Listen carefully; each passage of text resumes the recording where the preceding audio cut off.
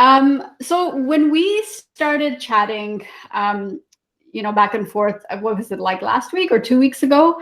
It was You 2 weeks ago. Yeah.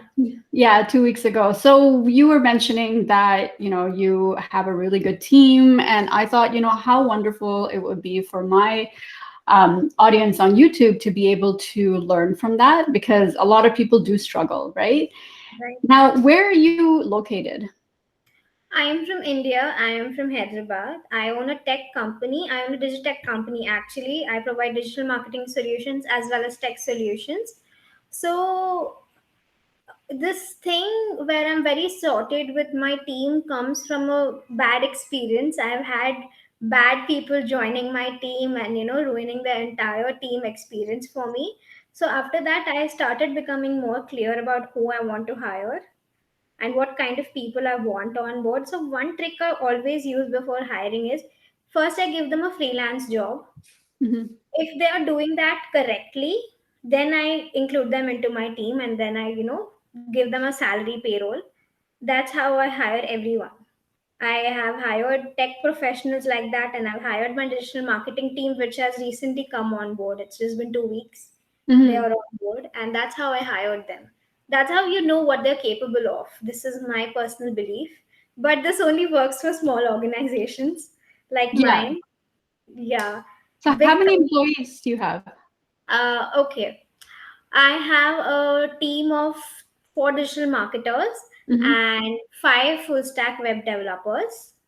So yeah, that's the Yeah, math. so that's, I mean, that's enough for you to have like, Yes. the experiences. So give an example of like the bad experience that you had, I think just for like relatability purposes. Right. So bad experiences in the sense that when I started out my career, I was very young. I was 1 years old or 20 years old when I started my business, and was very young. I was taking help from my mom for sustaining my team. And earlier in the business, when you're so young, you have the dream, but you don't have the right direction, right? So the bad experience I had was that I hired someone. I actually made a post about this on my Mhm. LinkedIn. So what had happened was I had recently freshly hired a team, okay, and started working, and we had a e-learning project.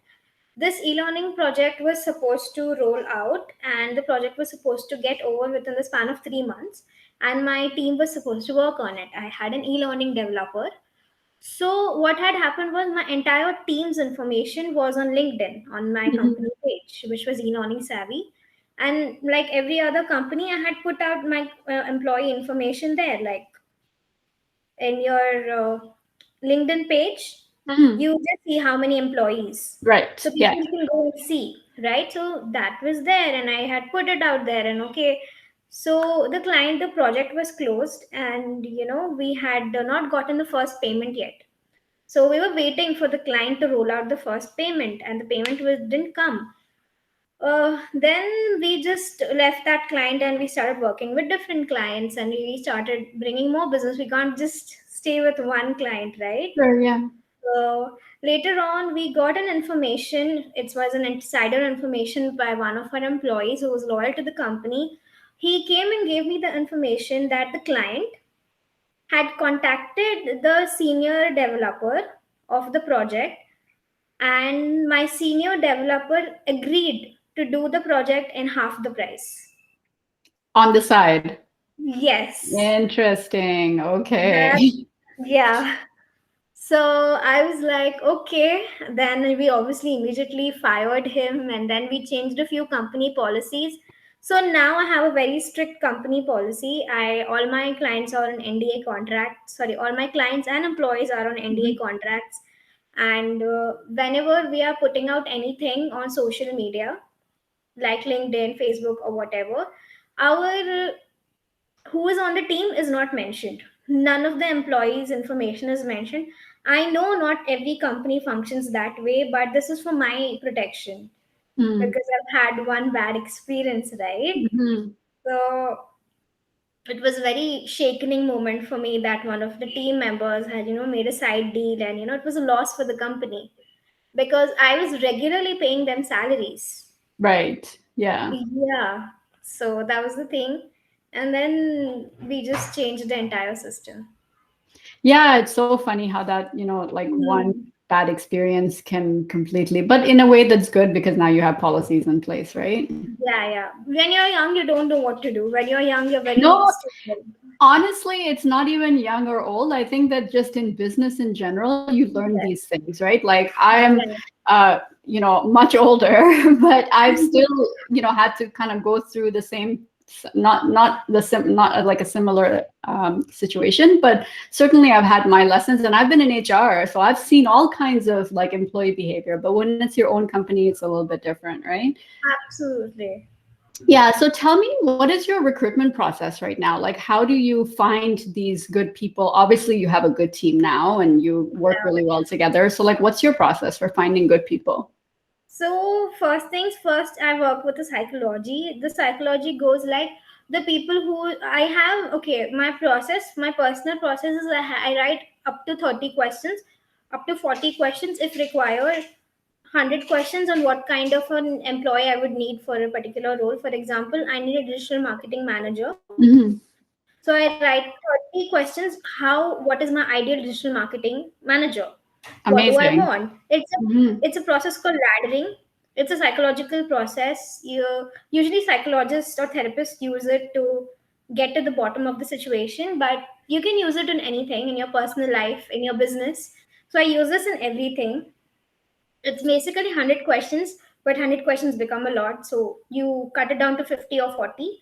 So I write down these questions, and once I have answers to all the 40 or 50 questions, after that I move ahead and I find the right people. So when I was trying to find the right digital marketing team lead for my business, as I said, I recently hired a digital marketing team. Hmm. So this is the same process I applied. I really wanted someone, a hardworking person, and who was very quick with what they're doing. Because I'm Maggie 2 minute noodles, I want everything done fast. It's the problem with millennials. I'm 23 years old. What do you expect out of me? So this was literally on the list that I want someone who's quick with their job. Okay, so that I get buffer time with my clients. So Hmm. if something is going wrong, I have 2 days in buffer so that I can correct the mistakes. Hmm. This was my ideal thing, and we don't approach any HRs, or we don't approach any consultancies. I do the hiring process myself. I do a simple thing. A person who needs a freelancing job will obviously need a full-time job. If you're offering them a good pay, they'll eventually agree to work for your company. So first I look for freelancers, and I look and I just filter them out if they want a job, or if they want to do this permanently, if they want to be a freelancer permanently. So once I get a clarity between if they want to do a job or if they want to do freelancing permanently, if someone who wants to do freelancing permanently, I just remove them and I Hmm. give them a job first. Okay, before giving them some kind of a job, I give them a small task. It's like an interview only. So even if I'm hiring a freelancer for my business, I take a proper interview. I ask them their experience and normal interview process. Right. I have 3 interview rounds. After the third interview round, if I'm satisfied, I give them the freelance project, and it's going to be a very small one, not a big responsibility, small responsibility, and I see how they're performing. On the basis of their performance, then I increase the responsibility a little, and after that, if I like their work, then I officially offer them a place in my team, and if they are happy with it, they join. And So what's like the duration of freelance time usually? it's between 2 to 3 weeks, not more than that. Okay. Okay. So not long. Yeah. Not long, not long. Yeah. That's I think, awesome. yeah, small projects, as I said, small responsibilities, not big ones. Hmm. Yeah, start them off and then just kind of see, right? And you get a sense for how people work very quickly, I feel. You know, Yes. you can immediately tell how do they handle pressure, how do they handle, like communication. Like there's so many things, right? So that's really cool. I really like your approach that you mentioned before, the laddering with the, questions. Can you give like an example of one or two questions that you Okay. put on there? All right. I'll give you a process. Okay, for example, now what will I need for my business? Now I have a team. I'm making up an example for you. Sure. I need a manager who can handle my tech team and my digital marketing team. I'll pay one person to do two jobs, to Mm-hmm. handle two teams, right? Mm-hmm. A qualified manager should be able to do it, Mm-hmm. right? If he is Right. qualified, he should be able to do it. Right. So, first question I would write down in my diary is what kind of a manager would I want? The answer would be I would want a really qualified and experienced manager. Then the second question would be what is the experience span of this manager that I'm looking for? I will obviously look at my bank account, how much I can pay them. Yeah. Small Sure. business, small business owner problems. So I was like, okay, I can afford this so and so price. So and so price, what is the experience I will get in the market? What is the market price? So for this kind of 1.5 years of experience should be enough for someone to handle my team. So I have a 1.5 year or 2 years of experience should be enough for my business. The third question would be what should be their working caliber. So it should be they should be able to handle work under pressure. Mm-hmm. They should be very quick with their job. Again, as I said, I have this thing to be quick. Sure. So they should be quick. They should coordinate with me quickly. Mm-hmm. I don't want someone who's procrastinating something and giving them.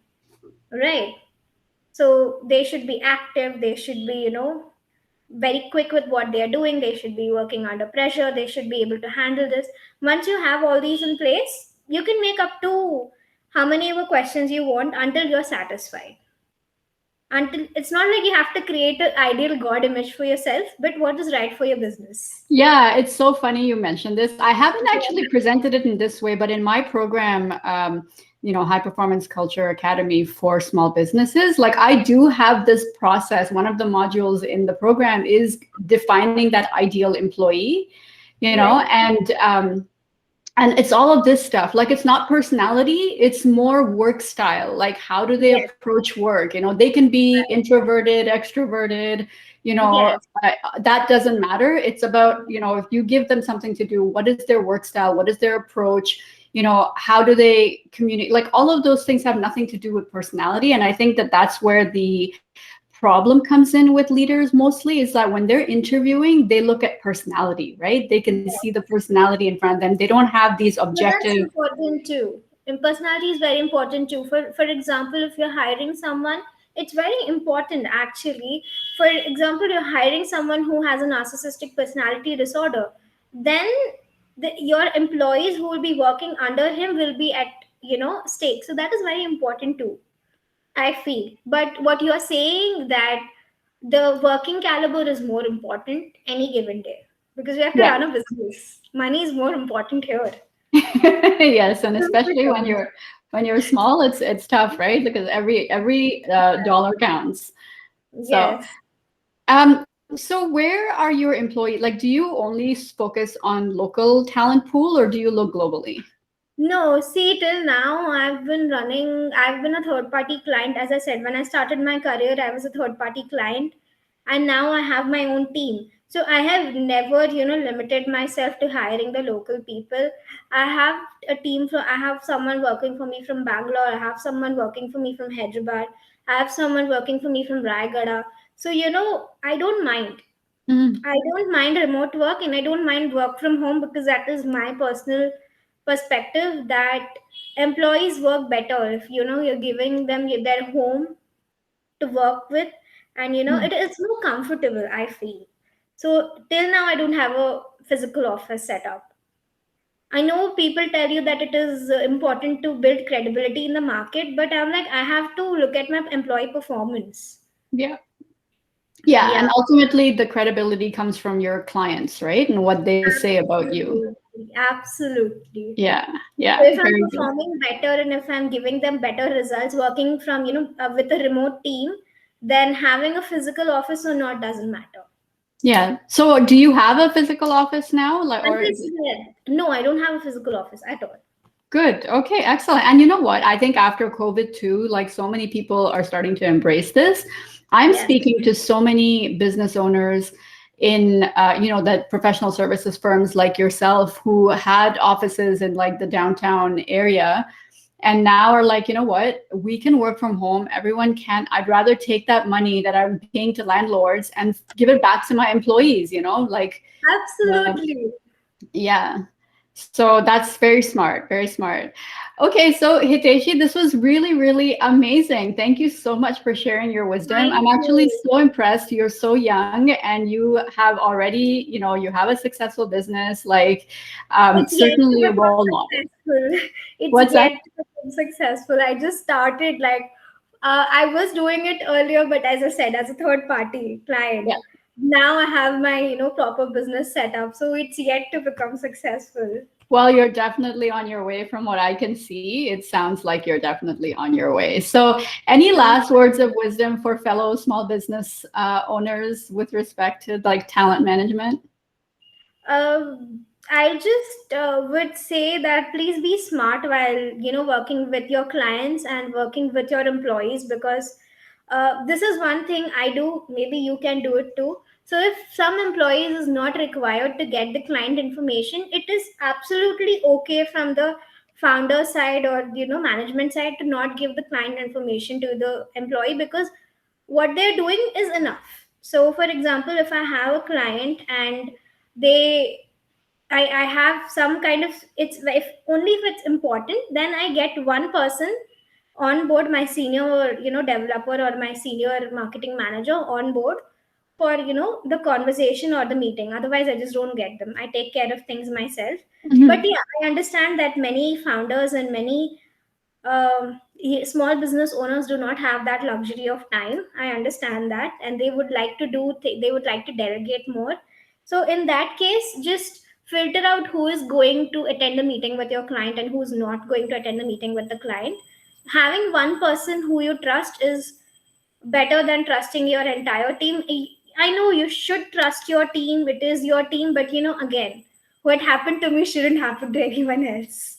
Yeah, and of course, you're also speaking from a place of experience and what has Yes, happened, right? I think as time goes on, like that connection still has to be built, that trust still has to be built. absolutely. So, Yeah. so But it that didn't happen to me once, it happened to me twice. And after two times I'm like, okay, it's time for me to get some knowledge in my head. Something is going on. awesome. Well, thank you again. And what is the name of your company? If people want to work with you, how do they do that, etc.? Right. The name of my company is Glow Tech. You can go to www.glowtech.com, glowedutech.com, and you'll find me. Awesome. Okay. Well, thank you, Hiteshi. I really appreciate your time.